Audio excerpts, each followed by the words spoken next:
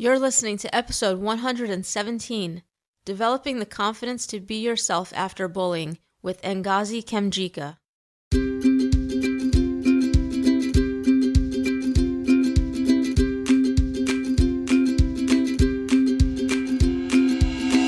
Welcome to the Grass Gets Greener podcast, the show for survivors by survivors.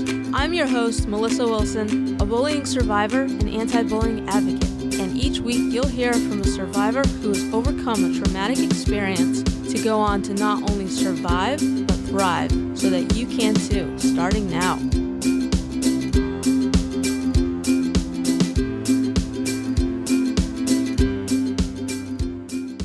Hey there, welcome, and thank you for tuning in for this episode of the podcast.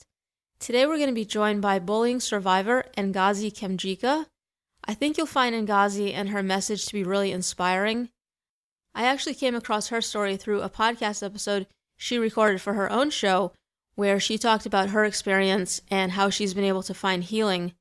And it's become important to her to use her past experience to help others who are going through something similar.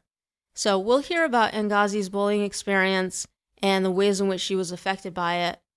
In particular, she'll talk about the turning point when the bullying ended, how our old programming can still show up in our lives when we're triggered, but how we can counter it more quickly once we begin to heal, how the relationship she has with herself is her most important one, and how she's worked to feel better about herself, how she recognized the importance of dealing with the after effects of the bullying in order to avoid continuing to be negatively impacted by it, how she went from wanting to fit in when she was younger to wanting to stand out now.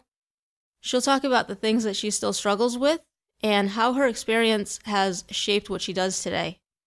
So if you're someone who has experienced bullying as well, then you'll definitely find this episode to be relevant. But even if your background is some other type of trauma, then I think you'll still get something out of this episode as well. Ngozi's mission is to help anyone who has gone through something that has affected them negatively, and that's what we hope to do here with this episode, as with each episode.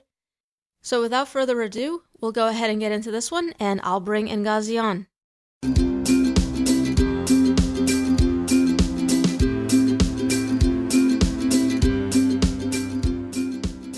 Ngozi, welcome to the podcast, and thank you for joining me here today to share your story with us.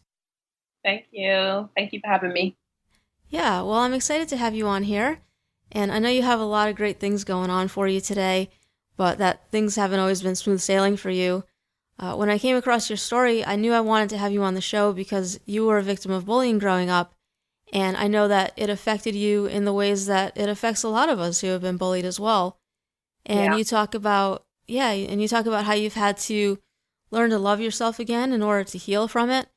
So I'm looking forward to hearing about all of that and having you share your encouraging story with the audience.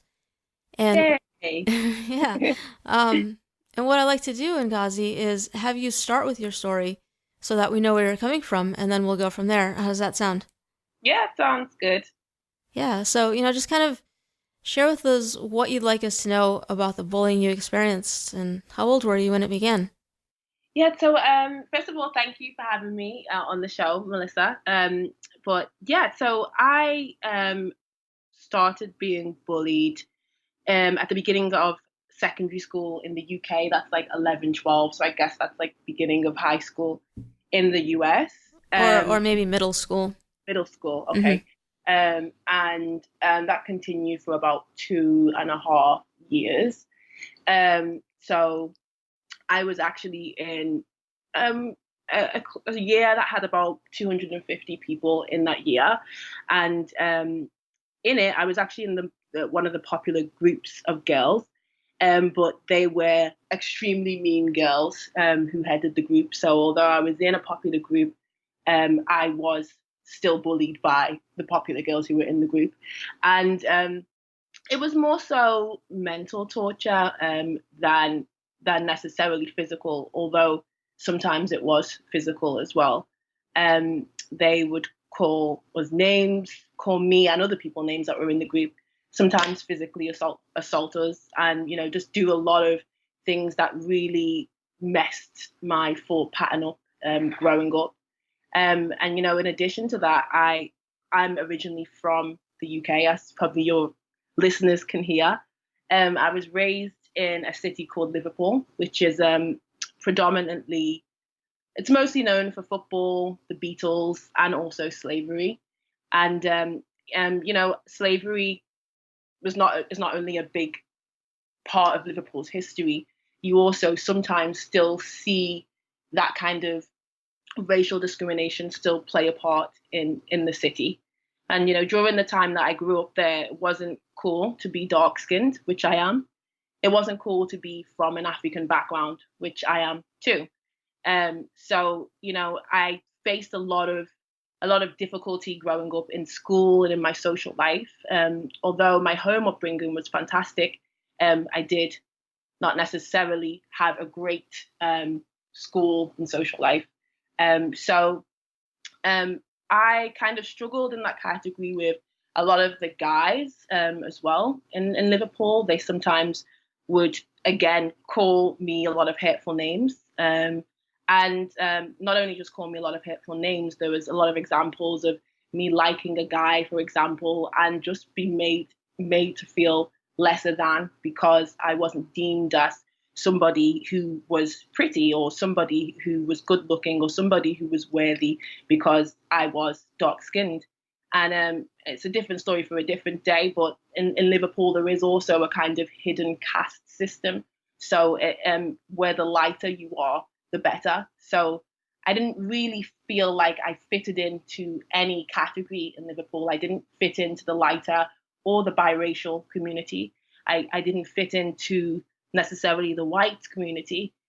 So what was deemed as pretty or acceptable, I didn't fit into. So I was sort of left in a limbo. And this kind of followed me throughout my childhood and into my adult life. And I grew up kind of not seeing myself as worthy, not seeing myself as pretty, and not seeing myself as good enough because I was often openly ridiculed, teased, and just not being able to fit in.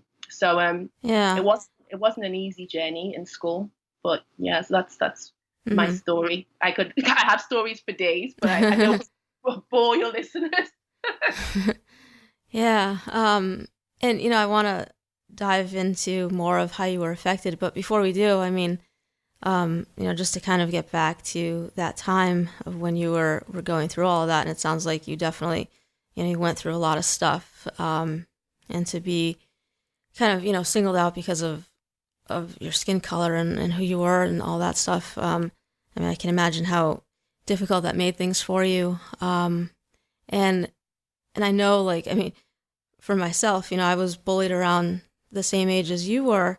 And it's just such a difficult time, I think, to get bullied, right? Because you're trying to figure out who you are. And, you've got people, criticizing you for who you are. And it makes it really difficult to figure that out, doesn't it? Yeah, definitely. I agree. It's a time that you're not only discovering yourself, but you also want to be accepted. I think as a human being, we all long for acceptance, but as a child, standing out isn't really what you want to do. I mean, as an adult, standing out is something that now, I strive towards. I feel like that's your light to stand out. But as a child, you don't want to be the odd one out. As a young person, you want to fit in, and so you do everything possible to fit in. And when there's nothing that you can do because you are who you are Black, that's just you. You can't change the color of your skin. It was difficult, but it's something that I had to endure in order to make me who I am today. And, a lot of the times I still kind of look back at some of the things, and some of them, I wouldn't say it necessarily, I wouldn't say it necessarily still hurts me to this day, but I look back and I'm like, I can't believe I actually survived some of the stuff that I went through. So, and maybe we can touch on this later, but one of the effects that the bullying had on me was self-harm. not only physical self-harm, but also just self-harm in terms of my thought process. There was a lot of times that like I didn't necessarily want to die, but I wanted things to be better. I was very frustrated. I was very depressed. So I would cut myself. I would scratch my arms so bad that they would bleed and just find pleasure in doing that because I really disliked myself that much. Mm. It's something that I've recently opened up about. I spoke about it actually in an article for Teen Vogue, and I talked on it there.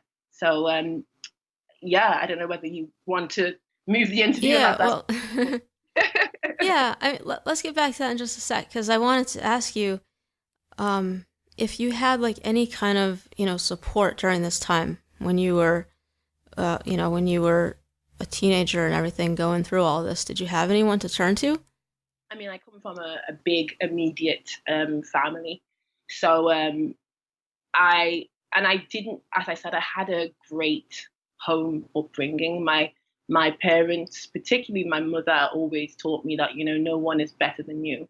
I grew up with a very strong mother, a very strong father, but particularly a very strong mother who always encouraged me to be myself and to love myself and to know that I was created amazingly. But sometimes when you're young, you don't necessarily listen to what your parents have to say. When you're going to school 5 days a week and this is what you are enduring. And in addition to that, like I mentioned earlier, the girls that I hung around, that I was hanging around with, they were the popular girls. So I didn't want to not be seen as a popular person. I wanted to be in the popular group of girls in spite of the bullying that was going on because I felt like I needed to fit in. So I kind of silently endured what was going on. And it wasn't until I believe I was 14 or 15 when I kind of just said, enough is enough. And, I teamed up with a lot of the girls that were also in the group and also experiencing some of the bullying as well. And we kind of formed our own group and, the tables turned and we became the popular girls of the year. And we said, we're not going to be popular by bullying other people and being mean, so it was actually a great time for me where I kind of found myself at that point because I found the strength to say enough is enough. But the healing process from the bullying didn't start until many, many years later, actually in my 20s. But I Mm-hmm. feel like that was the beginning of me. I guess it was my big turning point.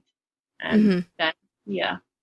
Yeah. And did you say that some bullying had continued after this point into your adulthood, or it had ended Oh, at that age? the bullying ended, but what I was saying was I carried a lot of the scars Gotcha. into so the effects of the bullying into my adulthood, and the process of healing and knowing what that phase of my life, what effects that phase of my life actually had, didn't start until years later.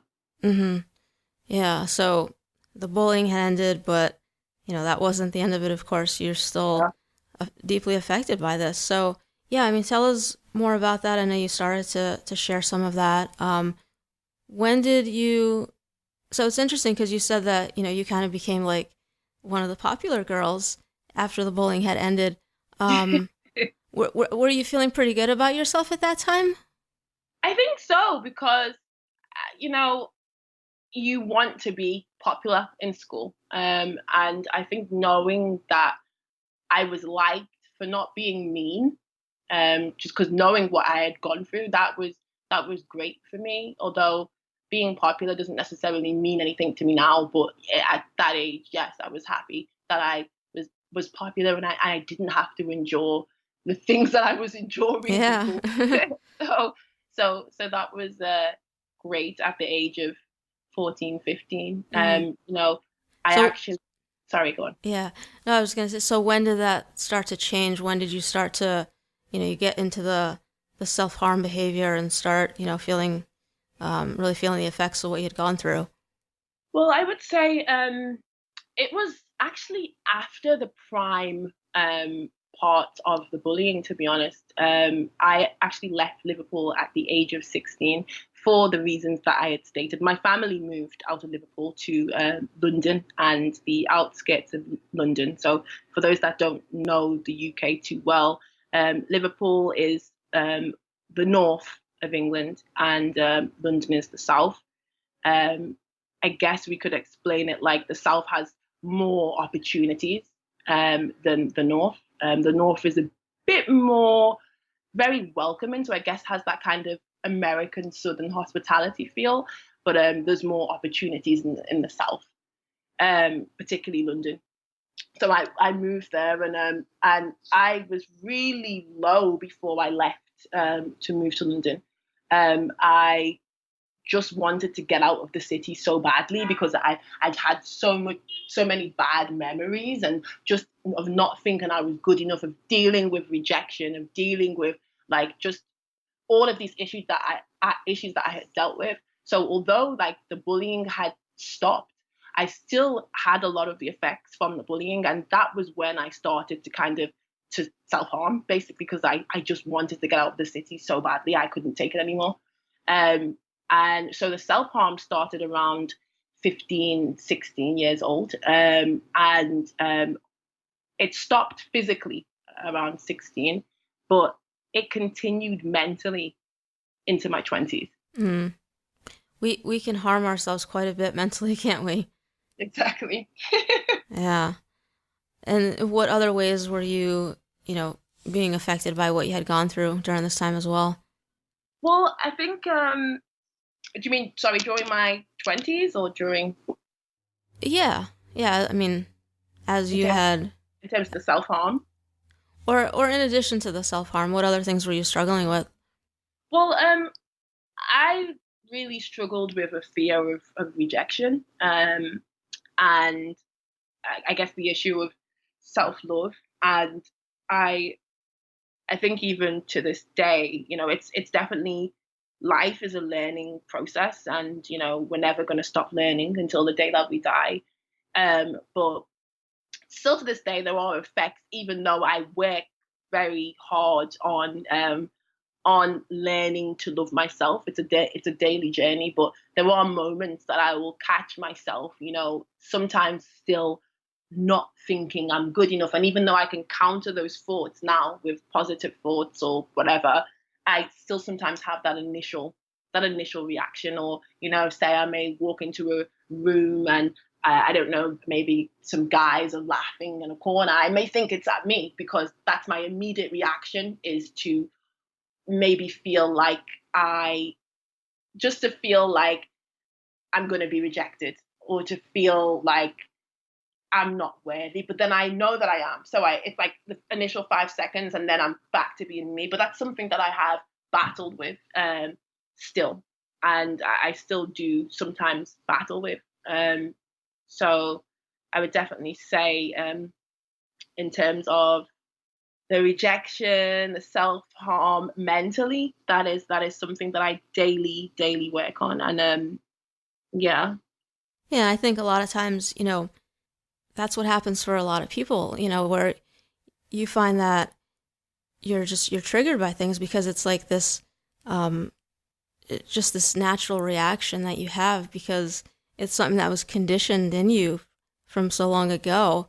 And it's so hard to kind of break that. But, we can get to a point where we're able to kind of to use the skills that we've learned along the way, hopefully to kind of counter it and not have it affect us as much as it may have in the past, And Exactly. it sounds like that's what you're able to do. Yeah, I mean, it was, I came to a point in my life, I think I was about 25, 26, 25. And I just decided that, I had to face my issues. I had to face my demons and the scars that I carried, because it was having an effect on me, and thinking, I wasn't good enough for jobs or relationships, whatever. And that ultimately is a form of self-harm. When, in fact, I am good enough for those things.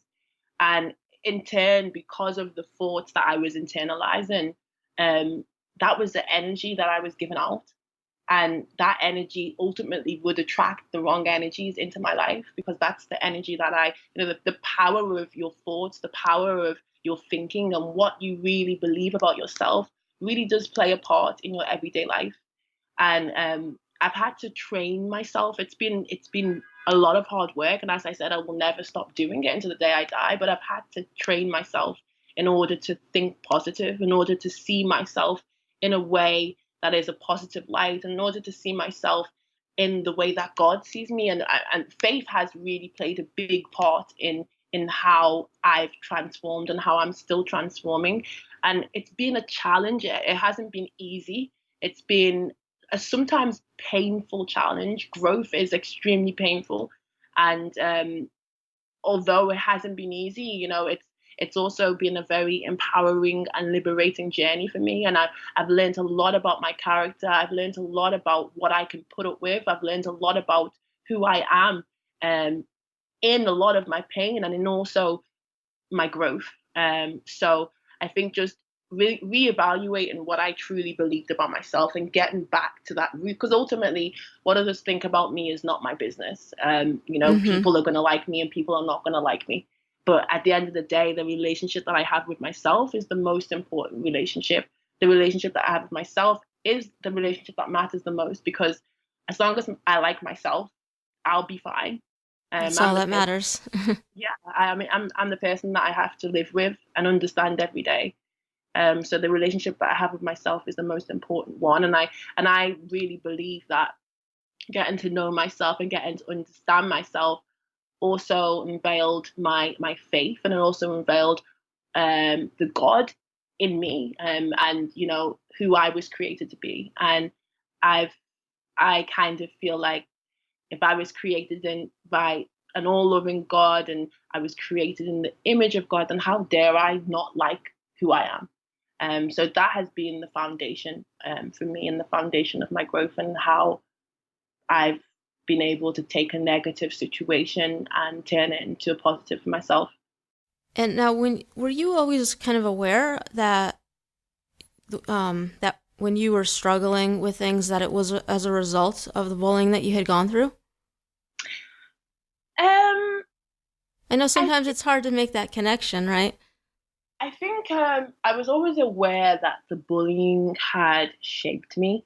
But what sometimes happens with people, and I think it happened with me from like the age of about 16 to 21, I guess, was I became this type of person where I was like, this is never ever going to happen to me again. So because it's never going to happen to me again, I am going to make sure that I that it won't.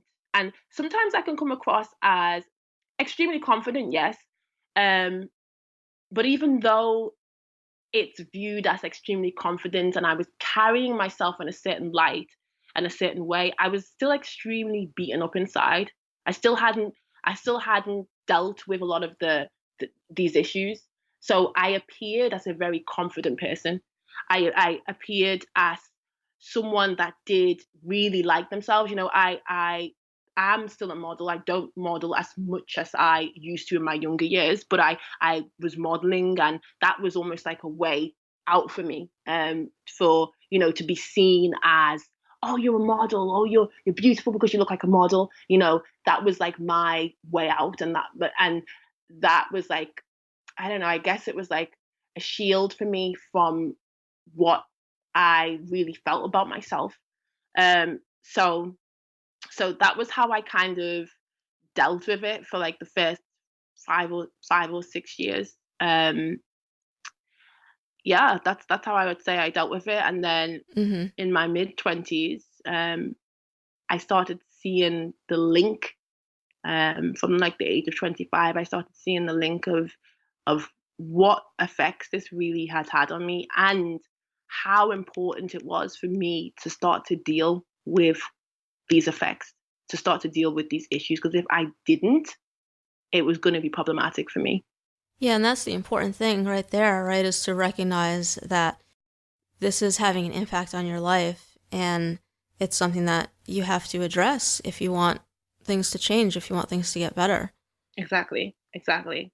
Mm-hmm. And because ultimately that is not on the bullies. It's not on the people who are now living their lives, enjoying their lives, whatever. They probably have changed. This was however many years ago, that Mm-hmm. this is like 14, 15 years ago, whatever. So now the onus is on me to make purpose out of my pain. Um, and and I think that sometimes we go through things and, they're crap things sometimes, Mm-hmm. uh, which is a part of life. But we have to learn that there is oftentimes purpose in your pain. And I think that when we learn that, that's when we really find our true calling. That's when we can be empowered and empower other people. And that's part of now my duty, I believe, is to encourage not only people that have necessarily been through bullying, but people that have been through any pain. That you can get through it, and it is a part of your story. But your scars didn't break you. You're still here. You're still standing. You know. Mm-hmm. Yeah, because, we can continue to let what happened to us control our lives and hold us back, or we can, recognize that we're in control now and we can do something about where our life is heading, and I think it's such, an empowering thing to realize that and to be able to start taking control and making changes in your life and creating, a life that you want for yourself and Exactly. recognizing that, whoever hurt you doesn't have to continue having an influence over you. Exactly.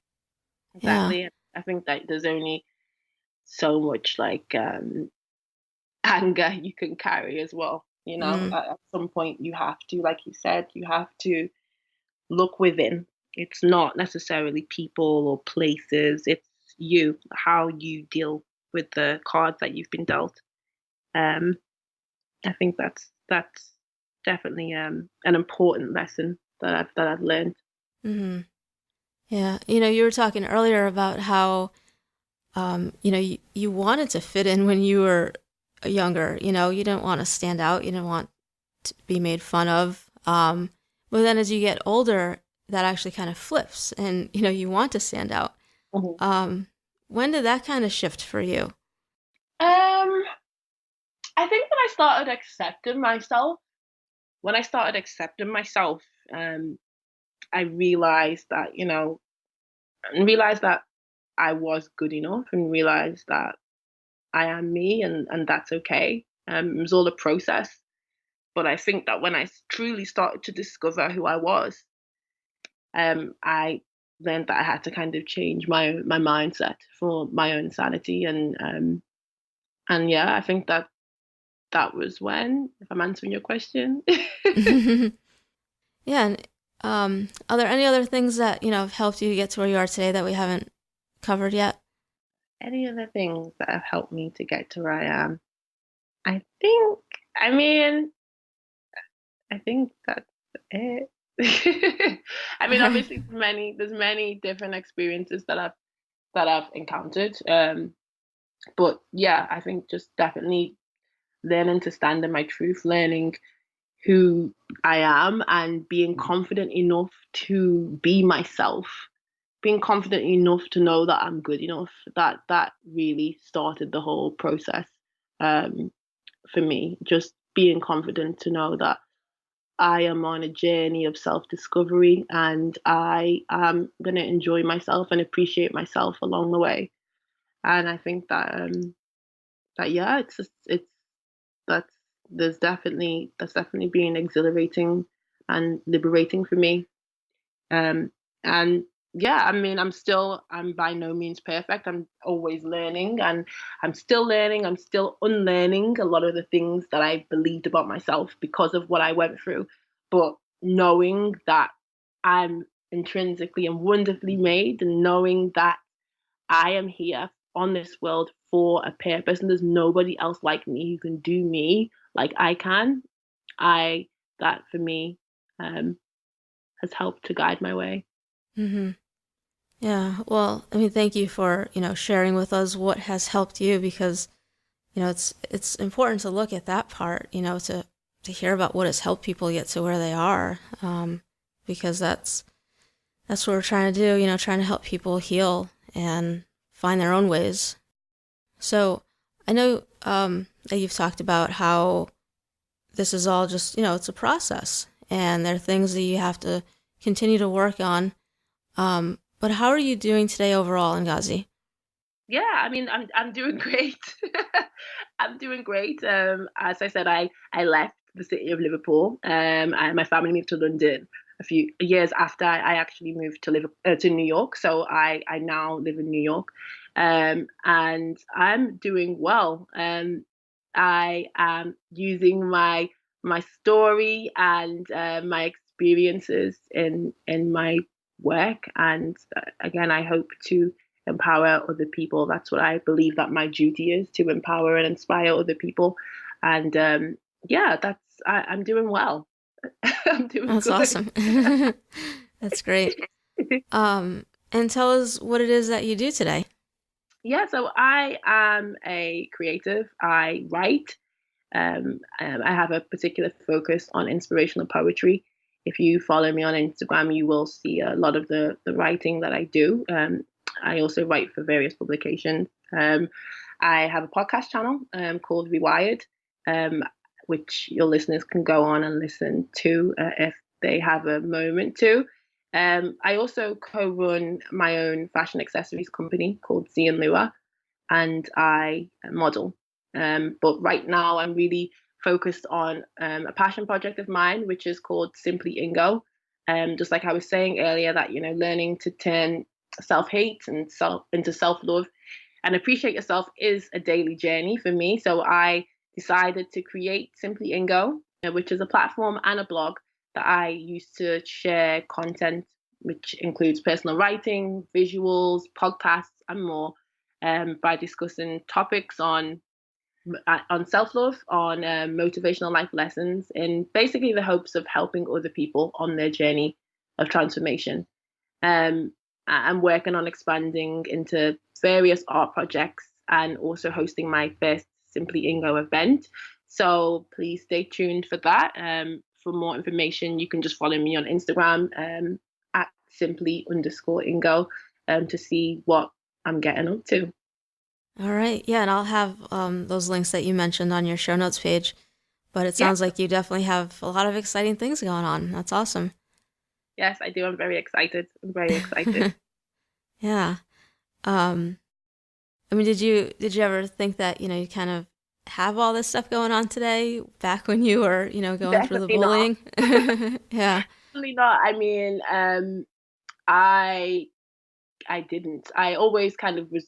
I was studied a lot. I was a smart girl in school. I was an A student, so I definitely thought I would be going down more of an, I guess, an academic route. My first degree was in law, so my plan was to be a lawyer slash model, because I modeled throughout my degree as well.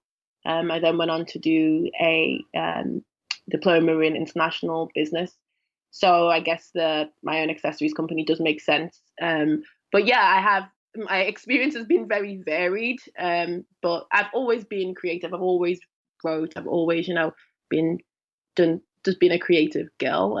So a woman, should I say? So it's not shocking that I am doing some of the things that I'm doing now. But did I know that when I was going through those things? Maybe not, but all part of the plan. All part of Yeah. God's plan. Yeah, we don't always know where we're going to end up, I suppose. Exactly. So, I want to ask you the final question that I have for you today. Hmm. And that is, given what you know now, if you could go back to when you were going through your tough times and give yourself one piece of advice, what would it be? One piece of advice. Um, I would say to never overlook what lessons your story is bringing you, and to trust your journey. Trust your journey, trust your struggle. Because more times than not, there is purpose in your pain. And if I didn't know that my tears and struggle would one day be worth it. I didn't know that I'd be talking to you and hopefully helping encourage other people that are going through similar situation. When I was younger, I didn't know that, but now, I can say that I wouldn't change a thing because my experiences truly shaped who I am, and I believe that it's only going to keep on getting better and better. So that would be my advice to myself and to others. Mm-hmm. Yeah, it's never easy to go through these things that we've all gone through. But it's great when we're able to turn it into something positive and help other people, who are suffering. Exactly. So yeah, I think it's great what you're doing, and obviously, I love the message that you're spreading. Thank you. I Yeah, appreciate it. I love your message too. Thank you. So what is the best way for people to connect with you or find out more about you? Well, I would definitely say my Instagram, which I just gave out. So at simply_NGO. Also, you can go on my blog. I don't update it as much as I should. So if you follow me on Instagram, you will just see everything that I'm doing. Also, my accessories line, Z and Lua, you can check that out. That's ZIANDLUWA.com. But just follow me on Instagram, DM me. I'm always happy to respond. I will give you my email address so you can put it inside the podcast description as well. And for anyone that's going through any of these things and wants to just have someone to speak to about it, and if there's any way I can give any advice or, then please feel free to reach out to me via any of those methods. All right, yeah, sounds good. And that'll all be linked up for anyone who wants to check those out. And yeah, just, I want to thank you, Ngozi, for coming on here and, for sharing your story. And I think you have such an inspiring message and, a story that's filled with hope for anyone who has been bullied or has been through anything growing up that has, set them back. And you show us that, it's possible to move past that. So thank you for coming on and for sharing your message with us. Thank you so much. Thank you for having me, Melissa. All right. I hope you have a great rest of your day. Thank you.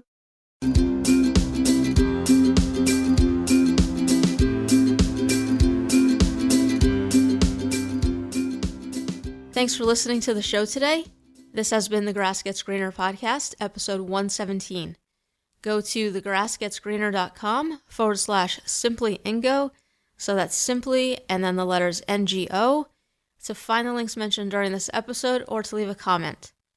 So I hope you enjoyed this episode and found it of some value to you, whether you've experienced bullying or something else. What I really like about Ngozi's story is how she decided to work on herself to face the things she struggles with so that they can become less of an issue for her, and how doing that has allowed her to learn about herself and feel good about herself again. And like she says, our most important relationship is the one we have with ourselves. I know sometimes it can be hard to love ourselves, especially if we blame ourselves for what happened to us, but we all deserve love, self-love. When we love ourselves, everything becomes a little easier. So if that's something that you struggle with, then I encourage you to make that a focus of your healing. Don't let something negative someone may have said about you become your truth. And come back in 2 weeks for a special episode. So I don't know if you can believe it, because I certainly can't, but this podcast has reached the end of its 3rd year. Crazy, I know. And what that means is that it's time for a recap episode. So for those of you who might be new to the show, at the end of each year of the podcast, I do an episode where I compile all of that year's guest answers to my final question. So in 2 weeks, you'll get to hear from everyone again from this past year on what piece of advice would they go back and give themselves when they were going through their tough times, given what they know now. It's a great one to revisit if you've already listened to each episode, and it's also great for anyone relatively new to the podcast who wants to get a sense of what episodes they might want to go back and check out. So stay tuned for that. And in the meantime, head over to the website to grab your free copy of the Top 10 Strategies Guide for Survivors if you haven't yet. In it, you'll find the top 10 most common strategies my podcast guests have used for overcoming the effects of past trauma. It's a great place to get started if you're looking for some strategies that can help you in your healing, as they have helped my guests. And you can find that at thegrassgetsgreener.com/guide, or also on the show notes page.